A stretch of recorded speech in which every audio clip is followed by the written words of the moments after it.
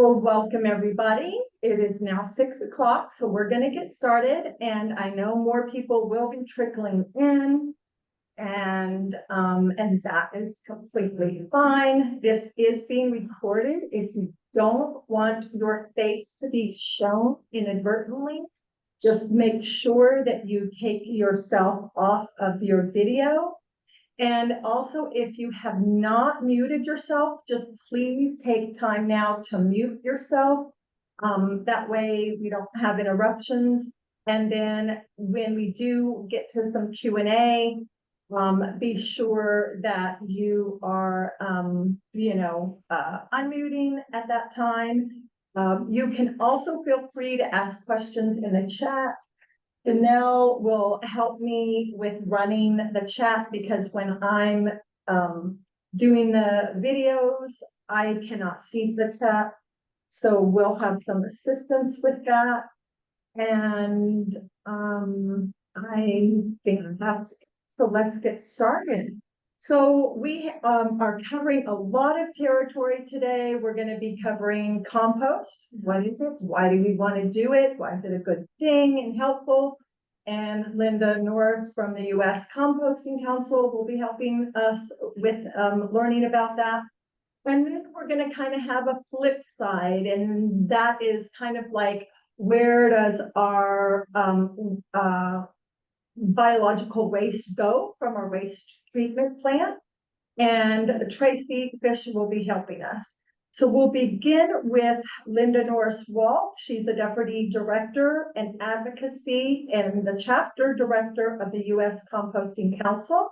She advocates for compost as a healthy soil and carbon sequestration solution for organic waste, and she's been doing that for 10 years. She's been in the recycling industry for 30 years and has spent 10 years as the recycling director for the Frederick County, Maryland. She is a University of Maryland graduate, a member of DC Composting Council Board of Directors and the Maryland Composting Advocacy Coalition. She's part of the Frederick's Composting Work Group, Citizens Advocacy Group for the composting and food waste in Frederick County, and lives in Middletown, Maryland. So Linda, welcome, and thank you so very much for being our guest today. Great. I'm really excited to be here and meet all of you all who will come in the evening at dinner time to learn about these kind of issues. I'm an advocate myself when I'm not working. As you heard, I spend a lot of time in different advocacy groups, so I am with you and congratulate you on all the work that this important work that you do. So yes, this conversation today, which had the word poop in it, which was so fun to tell some of my family and colleagues that I was going to be talking about tonight, is very interesting. And I'm going to try to keep this to my 15 minutes. I tend to go long. So Tamala, you'll have to give me a warning when I'm getting down to 5 or 3 minutes so that I can whiz through. So there's plenty of time for all that we're going to accomplish tonight. So yes, the U.S. Composting Council, we have been around since about 1990, and our mission is right there in front of you. And we are, we are a trade organization, but we are a trade organization with a very mission-based, membership that cares about doing these sorts of things. Also, because of that, we do have we're working hard to make our industry more diverse and make sure we actually have an A on the end of DEI, because we want to be sure people in the industry who are in frontline, who are on the loaders and things at our compost facilities, have an opportunity to come to our conferences, to participate in the work that we do, and to join, as well as community composters being able to join and come on scholarships so that they can do the great work that they do. I feel like I missed a slide, so I'm going to go backwards once. Yes, I missed our vision. And the reason that our vision is important is because we've made two changes in the 10 years that I've been at the Composting Council. One of the huge things that we work on now is we added a stable climate. Whoops, sorry about that. I'm doing too much there. We want to work towards healthy soils, clean air and water, and we added a stable climate, and we have recently added regenerative because compost is such a key piece of regenerative agriculture. So that is our vision. So our members, we have about 960 members that represent about 2,500 individuals rounded off. And as you can see on this pie chart, our big green chunk of members is commercial compost manufacturers at all sizes and scales. We have small community composters who may have started off on small trucks, all the way up to the big composters who are doing hundreds of thousands of tons per year of compost. We have lots of municipalities in our membership, consultants, equipment members, but we also have a large group of advocates. We do have an advocate membership that is our lowest cost membership because it is so important for us to have people out there talking about compost and why compost is so important. So what we're going to talk about in my hopefully 15 minutes is why compost is so important, the state of the commercial compost industry right now, and some of our roles and programs in growing that industry and in growing the amount of compost we have for healthy soils and carbon sequestration, and just a little bit about how you can engage if you want to engage through our group.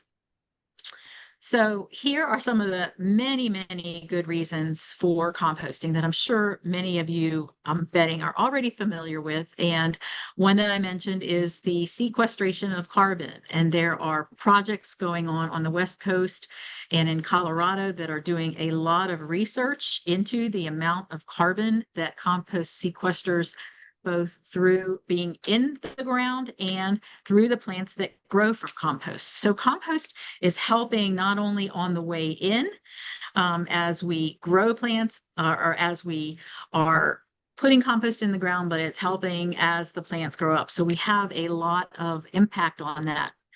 And we have really been working hard to tell the EPA to count that carbon sequestration in their warm model, which many of you may be familiar with. It's used a lot in climate plans.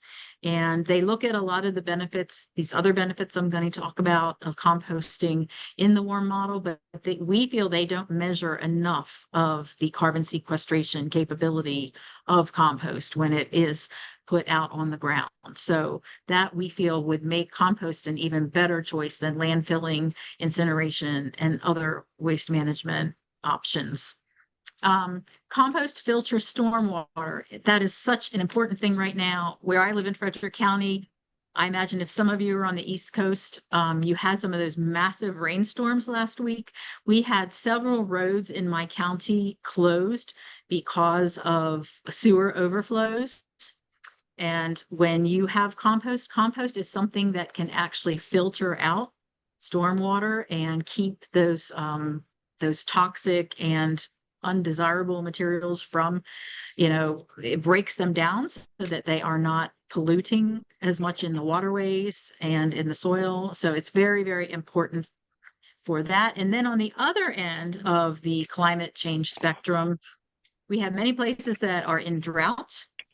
And compost is an excellent tool for drought resilience in terms of use on drought soils. It will actually help them to hold water for longer. So it's an excellent tool to help with climate change in that sense. Compost increases the soil organic matter in our soils, which is important for everything that we do, that we use the soils for growing food and other things. And it does cycle nutrients that we need in the soil in a much more efficient way because of that increase of soil organic matter. Compost also reduces the dependence on chemical fertilizer use that we have in this country and in this world.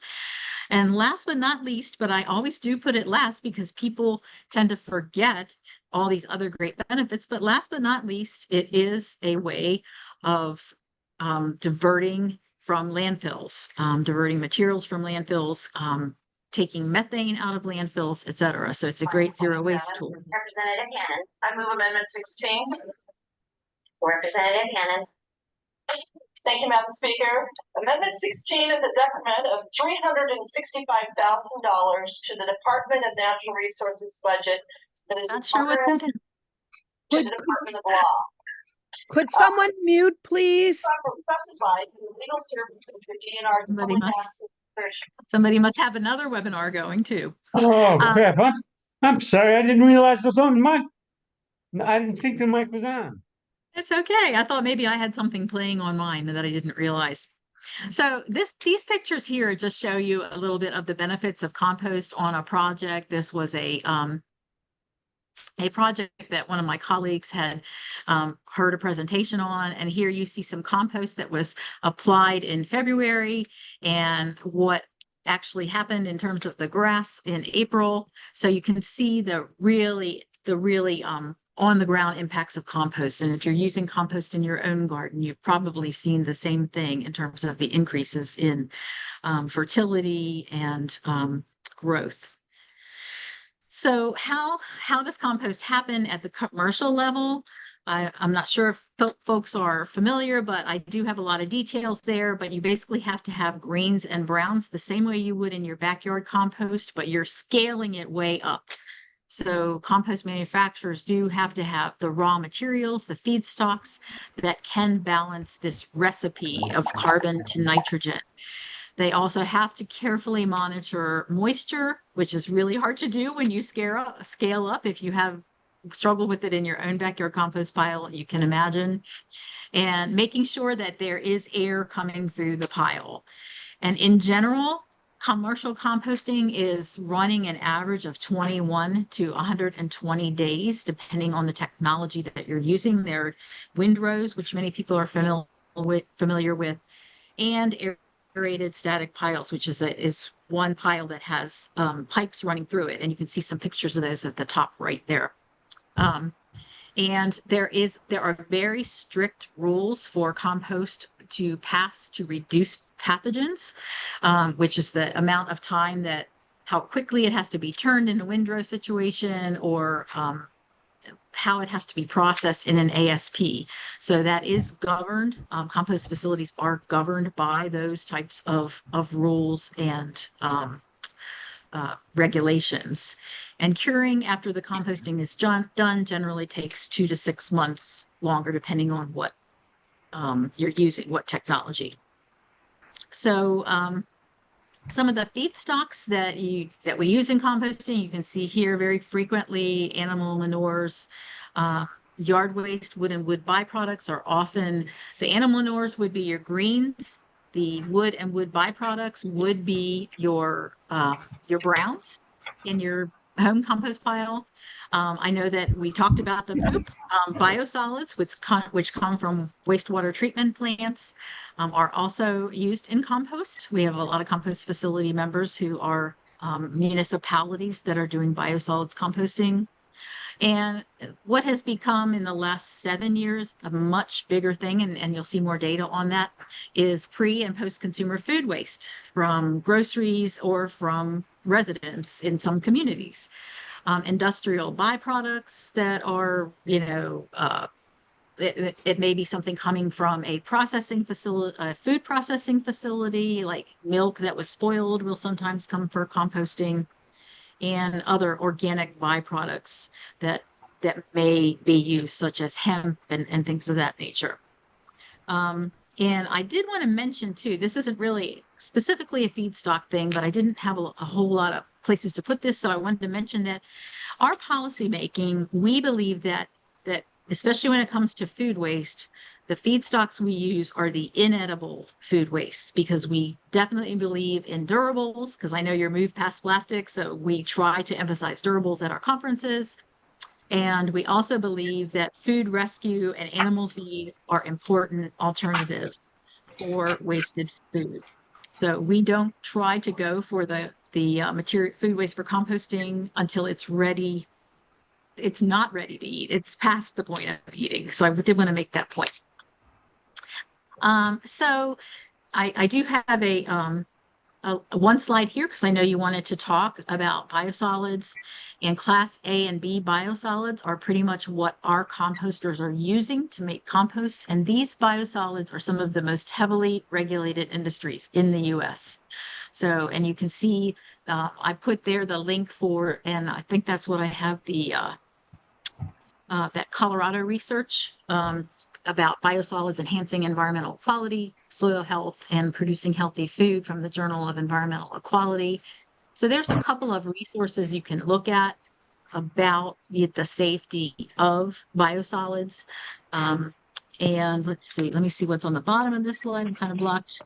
Oh, yeah. So, I know that many people are nervous about biosolids, but we do have to remember that about 86% of the US does have biosolids that are generated from wastewater treatment plants. And we have to consider, what are we going to do with those biosolids?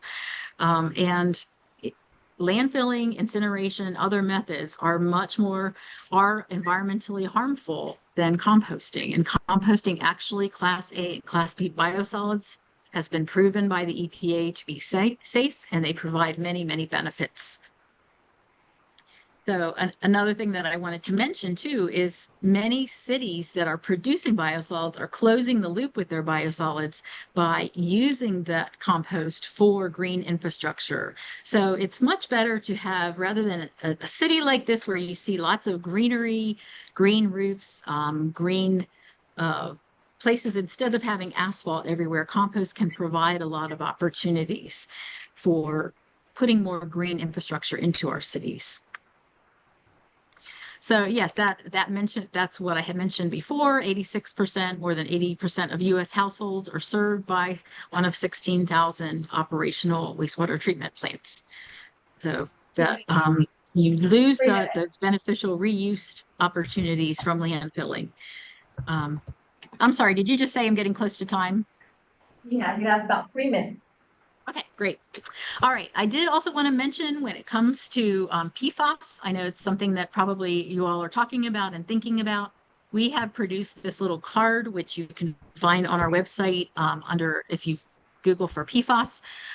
You can look at the different things that are producing PFAS. And if you look where I circled in orange, if you look at the comparison between popcorn bags, dental floss, the amounts of PFOA and PFOS in those materials, and then you look at the amounts that there are in compost, it actually shows that, really the things that we should be more concerned with, and which we're working very hard policy-wise, is we are opposing use of all PFAS in consumer products. That's really where we need to make the fix.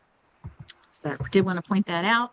I'm running out of time, so I'll just whiz through these, but this tells about the infrastructure of composting in the US. We have about 2,000 medium to large size facilities in the United States. I will not go into everything there because I'm going to run out of time for you guys. But we have been working hard to build more compost infrastructure in the United States from all types of compost feedstock, food waste, whatever. We're kind of neutral about that. We just want to see more compost made. So we estimate we need about 300 to 500 more facilities in the United States to handle all the inedible food waste that has been identified by ReFed, which is a big organization that studies food waste that you may have heard of. This chart just shows you from Biocycle magazine how much food waste collection for compost has gone up over the years. You can see, like I said, since 2017, we now have 14.9 million households that are getting access to food waste collection. So just to mention quickly, U.S. Composting Council advocates for compost industry. We set standards for removal of pathogens and metals through our STA testing program. We educate compost facility operators. We advocate that every compost facility should have a certified compost operator at that facility. That's a big program of ours. There is one policy thing I wanted to tell you that's out there called the Compost Act, and this would really grow infrastructure for composting. It would provide over a 10-year period, $200 million a year through grants and loans for compost facilities. So this is one we have been working on. It's sponsored by Senator Cory Booker on the Senate side and by House member Julia Brownley from California on the House side. And this talks about projects that are eligible for the Compost Act. So you can probably, I think Tamala will share out my presentation with you and you can look more deeply at this one. They're also part of that act is there's something called NRCS 336, which gives farmers a stipend for using compost on their farmland because of the carbon sequestration potential of compost. So that's a great program. The Recycling and Composting Accountability Act is another one we have been supporting. What that does is provides data on both recycling and composting and how to expand them in the US. So that's something you can support if you're interested. And I will stop there because I know I'm out of time. Thank you so much, Linda. All right, so we are going to open it up for questions for Linda for a few minutes before Tracy joins in. John, would you like to unmute and ask a question? Yes, thank you very much. I'm sorry again about having the mic on. I didn't turn it on. I don't know what. I just heard you say, somebody turn off your mic, and I looked, and mine was turned on. I had the state legislator in the background there. Sorry. I come from Alaska, and I know full well that my melting permafrost is a big methane producer. How is it that composting, decomposing organic matter, is a sequestration benefit? So the sequestration comes from the carbon that is contained in the compost and the carbon that is contained in the plants that are growing from the compost being put into the ground. That's the sequestration piece of it. It's from the plants that are a product of using that organic matter for compost or for Correct. fertilizer, more or less. I would say Yes. there is one other thing, if I may, that composting it requires oxygen. It's an aerobic process, whereas methane comes from an anaerobic process. So if in landfills everything is wet and there's not much oxygen, and so you get methane. Methane doesn't have oxygen in it. It's carbon and 4 hydrogens. And so that Yeah. is another difference that's very important, I think. But as the aerobic matter is decomposing, it emits the methane, the anaerobic matter. It's an aerobic process. It's aerobic bacteria and other microbes are in the compost, are what drives the composting process.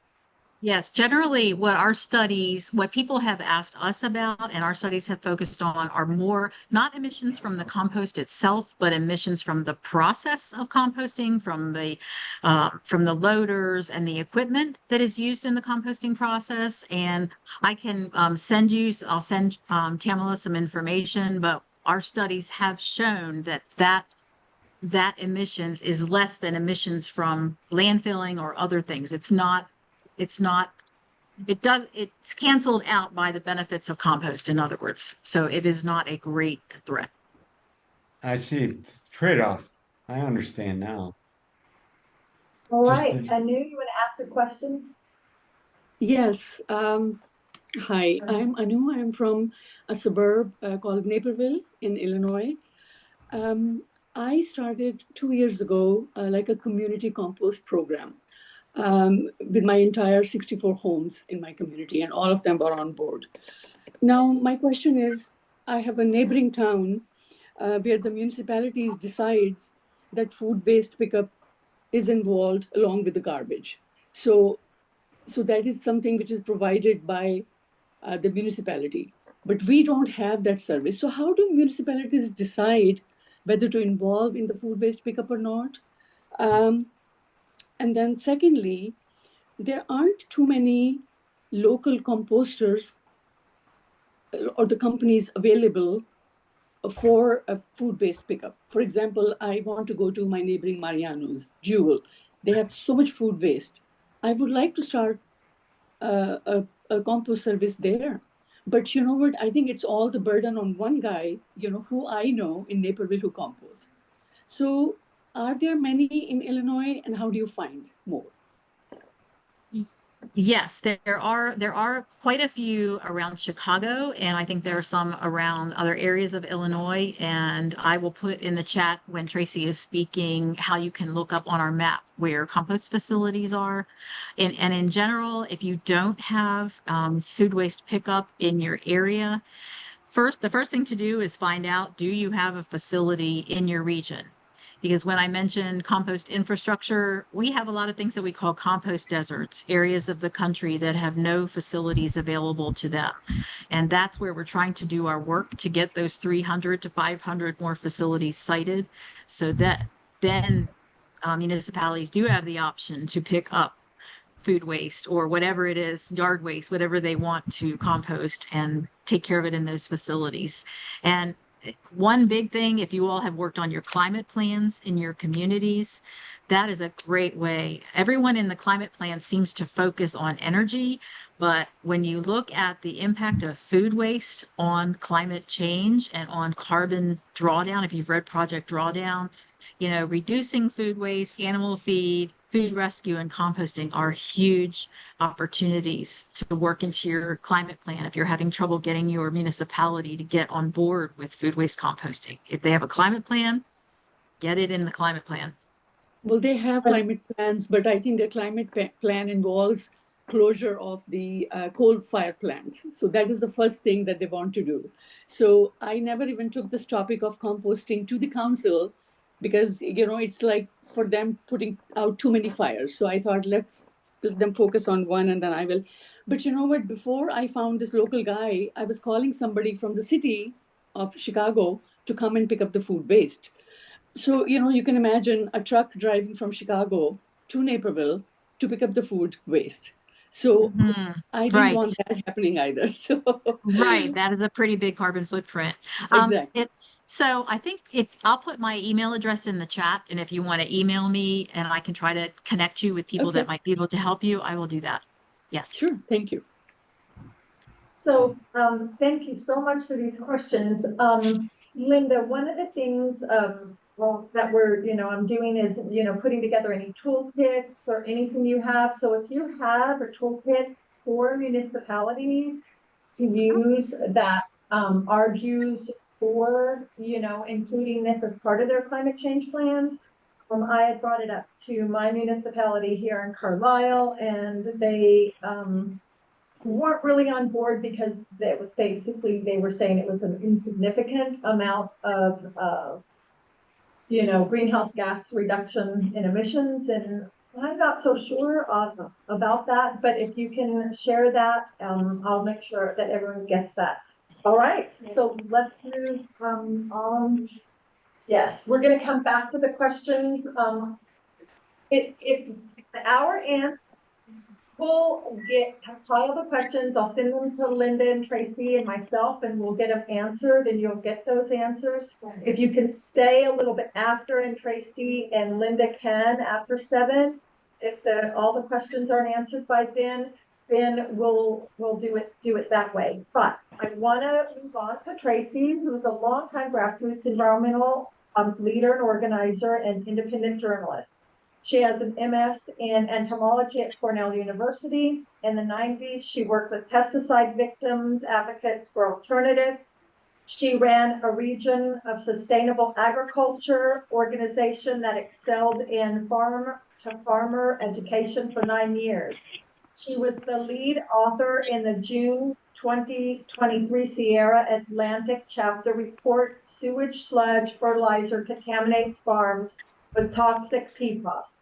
Co-founder of the chair of the Clean Air Action Network of Glens Falls and the coordinator for a local citizens group. Am I bothering you? She's a zero waste Warren County, belongs to that. And last fall, she co-founded No Safe Level, the statewide coalition advocating to end land spreading of sewage sludge.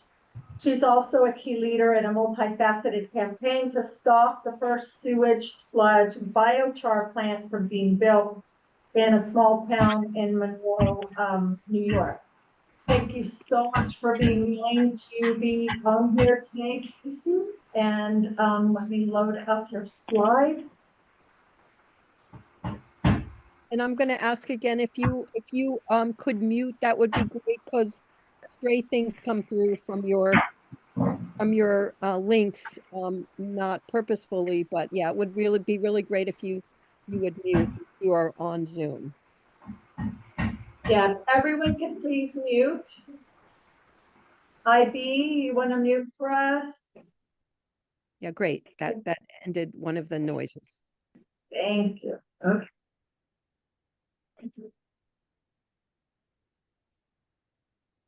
Oh, you're not in presenter mode yet. I know. I can't. I have to wait to go in there because Sure. otherwise. No problem. Share. Slideshow. Great. Thank you. Okay. Well, I'm delighted to be here. I've given a number of talks on PFAS and sewage sludge, but none this year. So why neither sewage sludge spreading nor sewage sludge pyrolysis or biochar are eco-friendly solutions? And I will explain the terms as we move along. Next slide. So waste is the only type of business where you get paid for your raw ingredients, in this case, sewage sludge. I should just add, I'm a strong proponent of compost, and we have gotten Warren County Public Works Department is moving forward on developing a county facility, county-owned and operated composting facility for food waste. But I have different feelings based on my research about sewage sludge. And I have organized with people who are on the receiving end of bad waste, so-called solutions, which are very problematic. Next slide. So much of this presentation will be about PFAS. Next slide. Sewage sludge is often misunderstood. We talk about it as human excrement, but it's much more than that. It's the residue left over at wastewater treatment plants after the wastewater is cleaned or cleansed.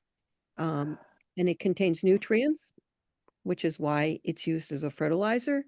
It also contains many contaminants and that come from different sources. Next slide. Yeah, the main point is that wastewater treatment plants are not designed to eliminate or remove toxic substances. Next slide. So here are some of the things that end up in wastewater treatment plants. Everything you flush down the drain, you know that. What you flush down the toilet. But there's also industrial wastewater. Some factories legally discharge, they pay for the service and they discharge into the sewer pipes. And also much landfills have leachate, and this is the liquid that pools on the plastic at the bottom of the landfills. This comes from precipitation and also wet materials in the landfill, and it's pumped out, and it's typically trucked or piped to wastewater treatment plants, and it's full of toxics. So, okay, thank you. Yeah, next slide. Or we'll do the poll now. Next slide. Yeah, so I imagine this raises some concerns for everyone. Next slide. Yeah, kind of get to the poll with these Okay. questions. So I'm gonna go through these questions. So I think I think maybe one of the most radical things that we can do is understand where our water comes from, where our sewage goes, where our garbage goes, and all those kinds of things. So I put together this poll, and I would be delighted if you would answer these questions and go home and explore it further.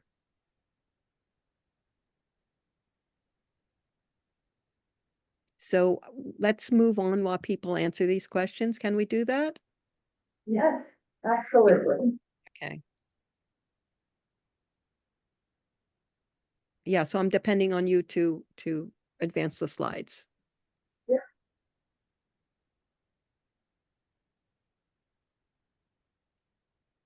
Okay. So as you heard from Linda's presentation, biosolids is the word often used for sewage sludge. This is a made-up word. It was made up by a public relations firm for the wastewater sector. And there's a great book about this, very entertaining, toxic and disturbing. Toxic sludge is good for you. Very well-known book. And then I want to mention that the EPA regulations for sewage sludge are known as 503. That's the section in the regulations. And there's a great insider account of how these regulations were made and how EPA has failed. And I would encourage you to look this up. It's easily available online. How EPA faked the entire science of sewage sludge safety by David Lewis, a scientist who worked at EPA. And he also has a book, and I can't remember the title. This is an excerpt from that article. And it just talks about some of the many toxic substances that are present in sewage sludge. I really like that first paragraph that I've the section of the first paragraph that I bolded, that these toxic substances are million-fold higher concentrations compared to their levels in polluted air and water. Next slide. So how is sewage sludge disposed of? There's basically the way land application, spreading it on farm fields primarily, but sometimes on parks, athletic fields, and other and landscapes. That's almost half of where sewage sludge goes. 15% is incinerated. I can't figure out this slide if surface disposal means landfilled. But I think a significant amount of sewage sludge is landfilled. And I do want to say that beneficial use of a toxic substance is of great concern to me. Next slide. The Office of the Inspector General came out with this report 6 years ago. They don't know, basically EPA doesn't know what's in sewage sludge. There's hundreds of unregulated pollutants, and there's impacts on health and the environment. Next slide. So I mentioned PFAS. PFAS are a class of 15,000 man-made chemicals. They cause some very serious health problems, and they affect basically just about all the organ systems in the body, all the systems. They're called forever chemicals because they don't break down in the human lifespan. They break down in geological time. They don't break down in sunlight. Their enzymes don't break them down. There were no PFAS, fluorinated carbon compounds in nature. So that's why there's no biological process to destroy them. And finally, sewage sludge tests in the parts per billion, where the drinking water standard is parts per trillion, 1,000 or 10,000 times lower. None of these methods destroy the PFAS or microplastics or heavy metals. Next slide. None of these methods for processing sewage sludge to make it a fertilizer. And we just don't know how many acres have been contaminated by this method of disposal. Next slide. But we do know that more than half of the US population have PFAS, forever chemicals, in their drinking water, despite the dire health consequences. Next slide. So there's some many properties of PFAS that make them attractive, and they're used in so many different ways. They're used on any outdoor gear, probably has PFAS as a water repellent.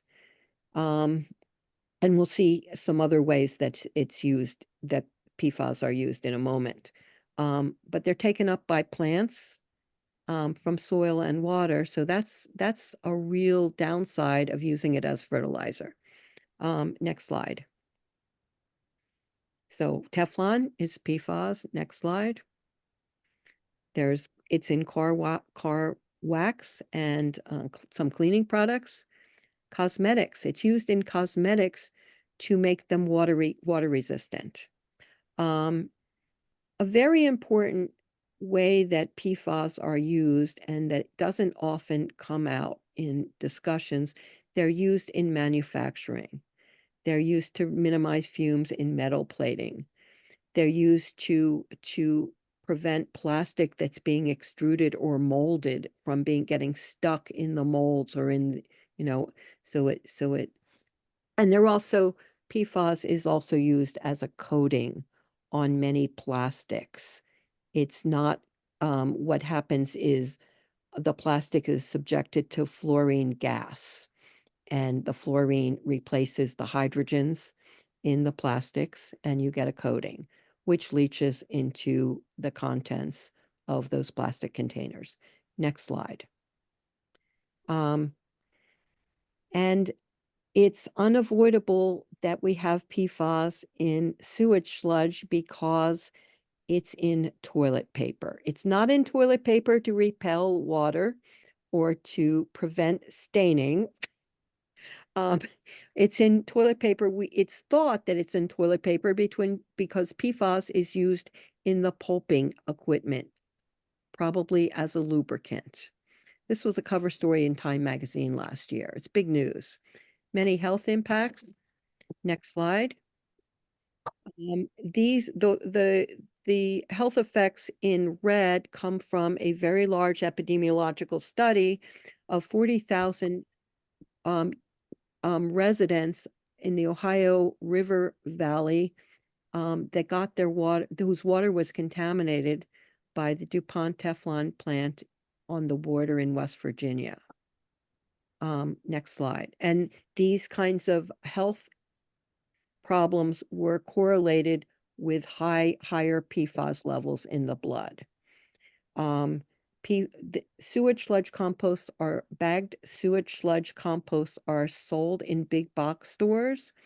A very interesting report was done in which I don't know, a dozen or so of these composts were tested for organic fluorine and PFAS, and these are the results. They were between maybe 40 parts per billion and 250 parts per billion. Next slide. The only farmers that do not and cannot use sewage sludge fertilizers are organic farms.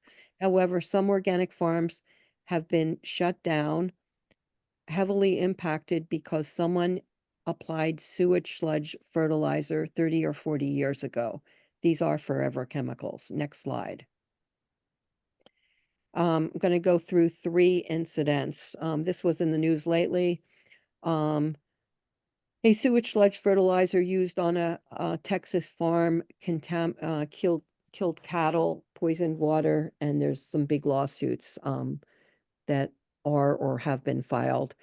A farmer in Michigan who used sewage sludge fertilizer has been prohibited from selling his beef. He had a very viable cattle farm, and he's really struggling. Great documentary, and the resource list that I provided that you will be sent has films and articles in it, so you can read more or watch more. Next. And this young farm family, organic farmers in Maine, stopped farming. Their farm has been sold as a PFAS research site.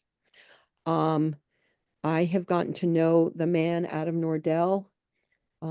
They have PFAS levels in their blood of factory workers, such as the workers at that Teflon plant in West Virginia. It's horrifying. The farmer they bought the farm from died of cancer after they started farming there.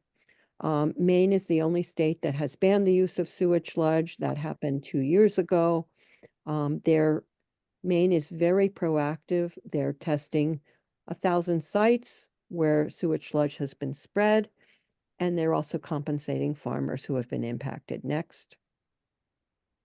This is a report that Tamala mentioned that I was the lead author of.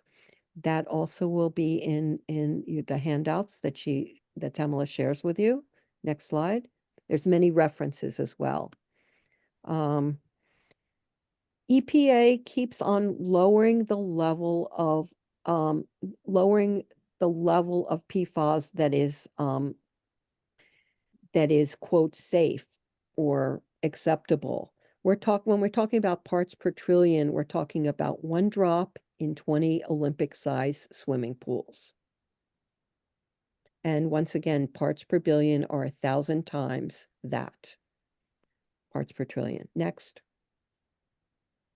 So this is a cycle. There's many ways that you can contaminate the ground, the soil, the food, and also at this point, freshwater fish, all the freshwater fish that have been tested are found to be highly contaminated with PFAS, to the point that having 1 serving of freshwater fish is equivalent to drinking contaminated water for a month. Next slide. Okay, so there's other contaminants besides PFAS, heavy metals, microplastics, and polyvinyl alcohol, which I just learned about last week.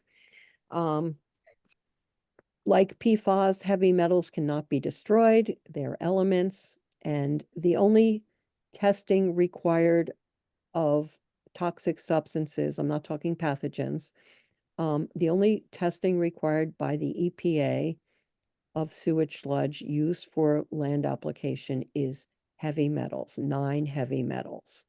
And sometimes these are quite high. Next slide. Tracy, you have about 2 minutes. Okay, well, I don't know where we are, but I will hurry up. Okay, microplastics, huge load, and if you're following the news, you will know that they have dire health consequences in your body. Next slide. And this is the newest thing. No, the slide before that, please. Plastic detergent pods. There's 21 million pounds of this type of plastic that goes into wastewater treatment plants, and wastewater treatment plants cannot break it down. More microplastics. So Just one quick comment there, the new Tide Evo pods still have plastic too. yeah, so this is in your dishwasher or in your washing machine. Next slide.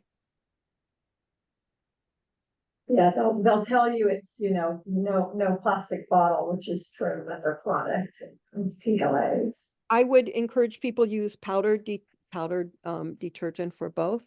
Burning is used as a disposal method for sewage sludge. That is not good.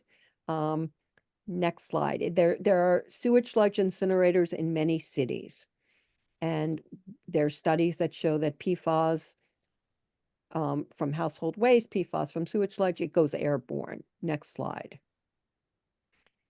PFAS those bonds, those carbon fluorine bonds are so strong that the temperature of incineration is not hot enough to destroy them. Next slide. Pyrolysis is the latest thing. It's being heavily promoted, but there are not many pyrolysis plants for sewage sludge. It's incineration without oxygen. And instead of ash, it produces charcoal, which is sometimes called char or biochar. And pyrolysis also does not destroy PFAS. Next slide. There's very few of, there's only one sewage sludge biochar plant that we've been able to find in the US in Silicon Valley. Okay, and so there's many pollution problems, air emissions, PFAS, and also contaminated wastewater. The water at the plant that we've been fighting for 2 years, the water, 30,000 gallons a day would be used to quench the biochar, as well as to wash the trucks that would bring the sewage sludge. Next slide. Okay. Very important point. Once a waste material is granted a beneficial use determination, it is no longer regulated as a waste. I can answer questions on this. Sewage sludge biochar has been prohibited. Why don't you answer me? Sewage sludge biochar is not allowed as an EU fertilizing product in Europe. The European Commission allows other biochar products. And this is, if you want to read this, we've been fighting this sewage sludge biochar project, and I just want to tell you that we are winning, we are turning, and we have the local state legislators, a Democrat and a Republican, are both opposing the plant. Next slide. Okay, you're welcome to contact me. I welcome your questions, and I'm happy to help people navigate through these kinds of questions and strategize with in your community. Okay, happy to take questions. Super, thank you so much, Tracy. All right, so now we're gonna open it up for questions for Tracy. And as we get near to the end, we'll say our goodbyes, but if you will, you know, Tracy and Linda, if you could, you know, Ken, and want to stay on a little bit to help answer questions. I know we're getting quite a few in here. That would be great. Okay, Patricia, go ahead and unmute yourself, and you can lower your hand. I can't listen and read all of this at the same time. I take it you'll be sending out a recording of this so that we can stop it, read the actual. Yes, Patricia, you'll get both sorry. PowerPoint presentations, and you will get a bunch of resources from Microplastic as well as from Tracy and the U.S. Composting Council. Okay, thank you very much, because I'm using an Epic filter system. Yes, picture thank you. system. Thank you, Patricia. Okay, Thanks. lower your Patricia, Lori.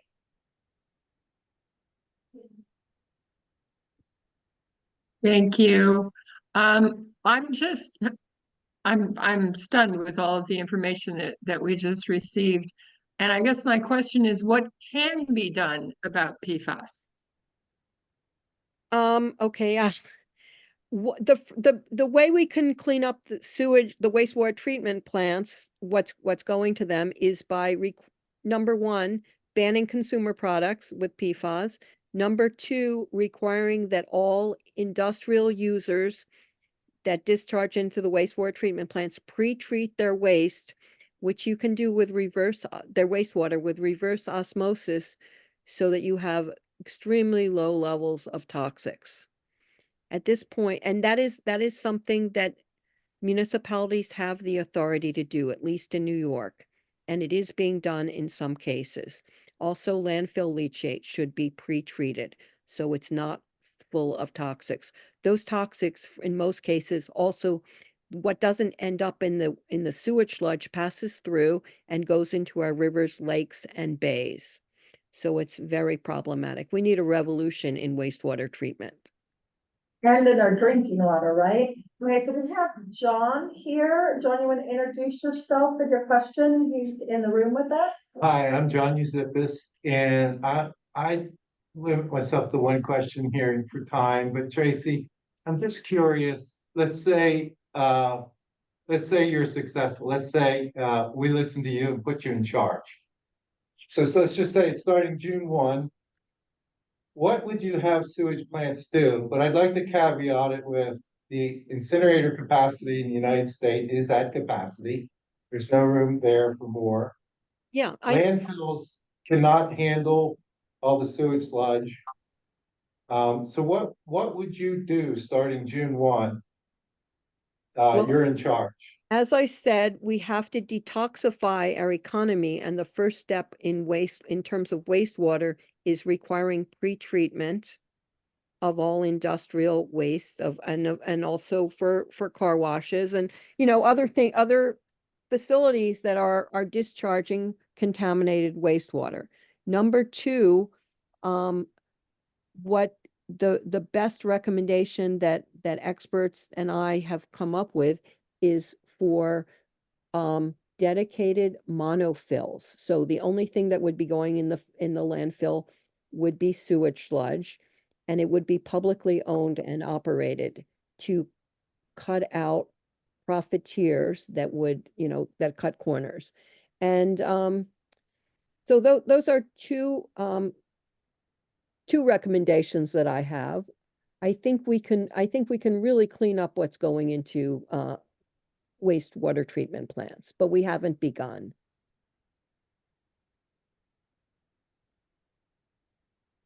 Happy to talk with you further offline if you wish. Yeah, great. And Mary, question? Hi, sure.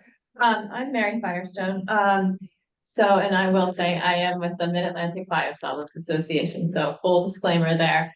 If you would like dated information on state by state or national, I believe it's current as of 2018, biosolidsdata.org. We'll show a breakdown of where the biosolids go for each state. So just a couple of things to clean up. The term biosolids is actually from the EPA. The term sewage sludge is solid separated during treatment, and the term biosolids is treated sewage that meets EPA pollutant and pathogen requirements for land, and surface disposal. So just a heads up. I'm sure that folks who were working with biosolids really appreciated the new term. I mean, sludge is not really a fun one to go with, but I still have to explain who I work for, and I usually come to the term poop. So, but I did want to say that, I think maybe a more complementary and cooperative way to really try to come to the same, I think, solution that we're all looking for is to realize just how slow of a process it sometimes has to be. Like, for instance, New York State DEC just began their PFAS sampling at their wastewater treatment plants in the fall of last year, and they put together a really good policy. It's DMM7 PFAS policy. They're working with the University of Syracuse for the sampling, and so they have 3 levels. They have like a safe level, and then they have excuse me, there is no safe level of PFAS. EPA stated that, and we need to really stick with yeah, I absolutely agree. Risk assessment. There's no science yet to prove what is the safe level, Tracy. There is That's no- the problem. there In is no soils, in There soils. is, excuse me, can I respond, please? People, yeah. We have some very large objections with the DMM7 that I believe that's what it's called, that New York State DEC came up with. The levels that they are allowing are 10 times the level that the state of Maine allowed. There is no reason for that. We are not we should not be the guinea pigs for this. Well, I think, like, again, I think proper perspective is important. And when I say safe, probably that's not the correct word. I would say safe in our current environment. Obviously, it's like lead or like mercury, where we're looking at 0, but unfortunately, starting 150 years ago, folks introduced this into our environment, and now we're all having to deal with it. So what New York is looking to do is to put in place actionable levels. And so at those actionable levels, it suggests that there's industrial discharge that's occurring, and they're working with the folks at the wastewater treatment plants who are dealing with those actionable levels to try to identify them and then work with them. That's what I'm saying. And I heard you say, like, let's try to isolate these sources. And I completely concur, but I think it's it's a process that doesn't happen overnight. If I had a wand and I could wave it around and boom, no PFAS, I would certainly welcome that, but I think, yeah, I think concerted effort together would be for the best. I stand for protecting environmental health. PFAS were invented in the 40s. They developed prevalence in products and in manufacturing in the 50s and 60s. And they're everywhere. And the manufacturers of PFAS, namely 3M, did not disclose them to the EPA or anyone else. And it was disclosed because of a lawsuit, because of cattle dying on near the DuPont plant. There's two documentaries and a feature-length film on that. I think we have to err on the side of caution. When you don't put highly toxic, you don't disperse highly toxic man-made forever chemicals in the environment by spreading fertilizer. It's not the first time that industrial wastes have been used as a fertilizer, and they continue to be used for trace minerals. It's very concerning. Okay. Oh, I have one more thing to say about the wastewater treatment plants. I would recommend anaerobic digestion to stabilize, to prevent unmanaged methane releases in landfills before sewage sludge is landfilled. The interesting point would be that anaerobic digestion seems to be forming more long chain compounds. Well, in fact, both composting. As well, but you know, just yeah. I mean, I think it's been some of the most recent studies have shown that like some of the PFAS comes out in greater volumes after anaerobic digestion. And so, I mean, it's unfortunate. The precursors to PFAS become PFAS in the process in various processes. Yeah. Well, technically that's not quite stated correctly. PFAS is a generalized term for all those chemicals in that class containing those compounds. PFAS itself is not a chemical compound, so it's referring to the whole. It's a class. Compounds. The wastewater treatment plant, all it does, it converts some of the forms of PFAS from one form to another form of PFAS. Okay. And you're correct, and PFAS was certainly around before I was born and introduced into the environment. And it's still going to be introduced even with the elimination of land application. It is not going to decrease your blood levels of PFAS that you're exposed to presently. And many of those things that you suggested wastewater treatment plants do, it is already undertaken and is already a requirement and is in the process of being implemented. It will take years to implement this thing. PFAS is not going away in our lifetime, likely not in my children's lifetime, especially at these very low levels that people desire. So the next step is banning. We have supported that in the municipal world. We still support it. The reality is many industries are fighting back very, very hard on that. So holding communities responsible, such as your approach is, and holding communities responsible for the entire price tag seems a little disingenuous to me. Excuse me, I think you're misinterpreting what I said. No, I'm fully understanding. So the town of Harrisburg here, nearby where we're holding this meeting in Carlisle, does undertake land application. A third of the city is at or below poverty level. Where are they going to pay for this? You have your magic wand there that you want to wave. Where?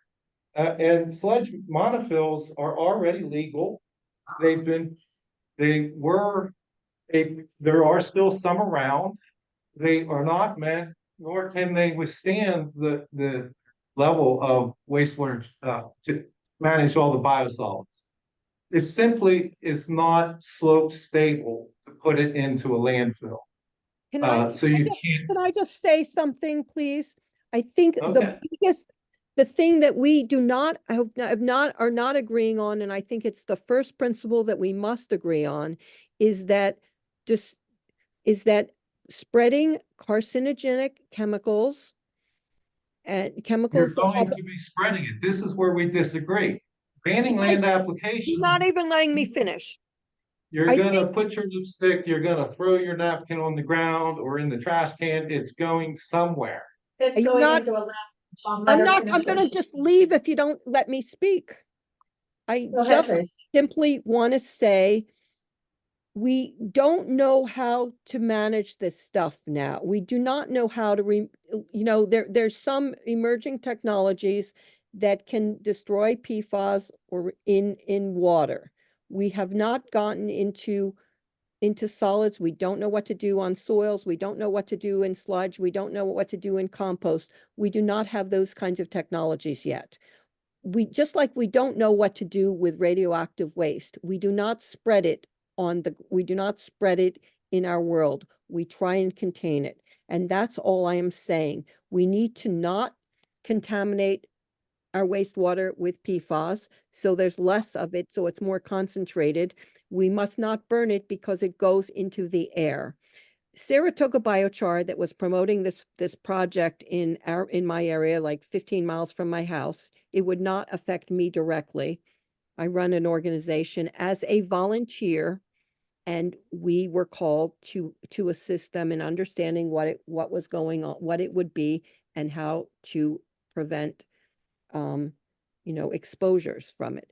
But what I'm sorry, I just lost my train of thought. But we need to just contain these things and not carry out operations, activities that will spread it into the environment. We cannot bring it back. You know what happened with PCBs. There's PCBs in, all parts of the world. There's PCBs in polar mammals and fish and whatever.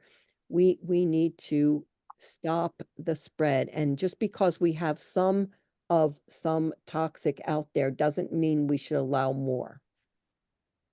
Yeah, so what I'm understanding Tracy to say is that by taking the biosolids, which are clearly full of PFAS, putting them in a land field where we grow our crops that feed us and the animals we consume, because it is a bioaccumulating chemical, isn't a viable option without continuing to increase the PFAS levels. And so she had suggested, in addition to the timely efforts of decreasing industrial discharges with PFAS and cleaning those, and also getting them out of food packaging and everything else, and makeup and all the non-essential products, she's recommending until that time happens to put the biosludge in a mono landfill, which means, for those of you who might not know what that means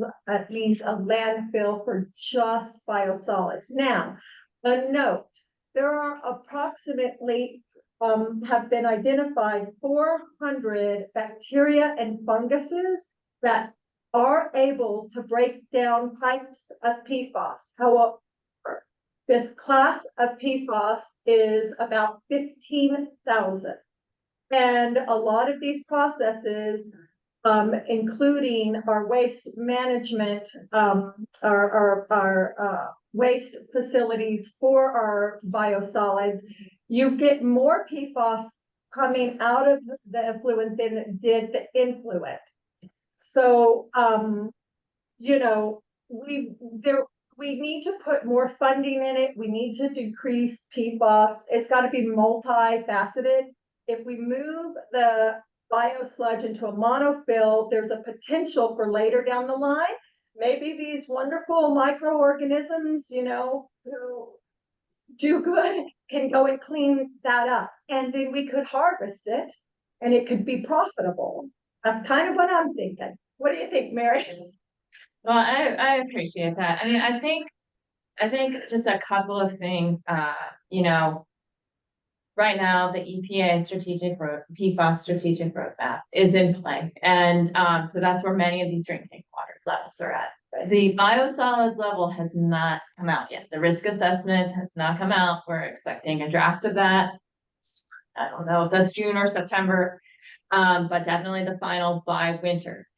I understand the sensitivity to what levels we call acceptable, safe. What I will say is that the levels that we're talking about in some of these more newsworthy areas and subject is that those are from legacy application. So we're talking about prior to any bans happening, we're talking about industrial discharges. So Maine, that was a paper plant, I believe. Can I say something? There's a big discussion about, there's a big debate, and the people who work with waste keep on saying it's paper. The people who work. Interrupt you for 1 second. You'll comment after Mary finishes, okay? Just another piece. And you know, I know we can argue about the numbers of it. The piece that's really important about biosolids is the nutrients within the biosolids. So it's not like, if you check out things about surface disposal, those nutrients are going to diminish as they're stored. So if we had this magic gold pot that we could just open up and say, yes, now of course we can do this, that would be fantastic. But those nutrients are time released sometimes, and there's some really key ones, including nitrogen and phosphorus. And if you know anything about phosphorus, our world is not in a great state when it comes to it. So not ignoring this amazing source of something that our soil needs, I think we need to consider that. So I just want to put that out there. Biosolids does have some really strong rationale, and we can show you beautiful pictures, very similar to the Composting Council, of what happens, mine reclamation as well as land application. So, but our water resources are finite, and the three slides I showed, the three photos, the one, the cattle dying in Texas, that is new, that is current. And the Michigan farmer, that happened in the last few years when that auto parts factory was purchased by a private equity firm. They cut corners and released PFAS contaminated water because they were not paying attention. So this is, and I have emphasized the fact that biosolid sewage sludge is not human excrement, it's human excrement with industrial waste. And we need to keep that in mind. Okay, so audience, any more questions? They asked who I think they're asking who I am. You can put mine. Yes. I will put Mary's information in the chat, which I will save. And you guys can have that. All right, no more questions for now. I have written a bunch, but I want you guys to go and enjoy what's left of your evening. So I'll include my questions out to the group of people, our experts here in the room, and who so graciously gave us their time. I appreciate it so much, and I appreciate all of you participants in this conversation for coming out tonight and just learning about a topic that is another difficult topic to deal with, and we're all trying to do our best, and it's good that we have these discussions to figure out, you know, some options and some ways we can move forward that's to the best of our ability, and hopefully, you know, more and more legislation, more other solutions will, you know, come on board and make it more less energy intensive and less expensive to filter for PFAS and everything else. But I appreciate you all tonight, and have a good one. And let me just tell you, the next Tracy mentioned about fish.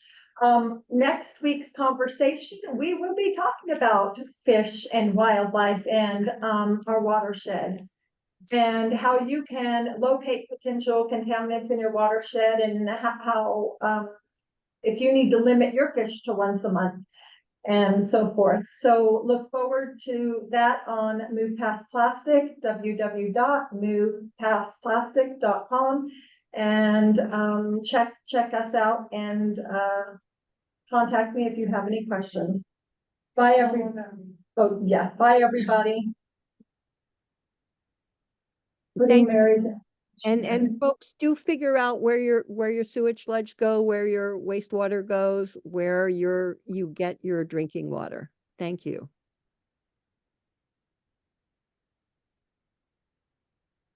Thank you. Oh my goodness, I can't type because these keys are set different. It's like, oh, is, oh my gosh, I can't. Now I can't see the keys. 1 second. Mary, and then. I should have you put it in the email. Sure. Yeah. I'm sure that's the direction. All right, I'm gonna log off here in this session. Because it takes a long time to download and they're gonna kick me out of the library. Thank you so much, Tracy. We'll follow up, okay? Yeah, no, thank you. Thank you for the opportunity. I did not anticipate such a No, it was great. It's great. Bye, guys.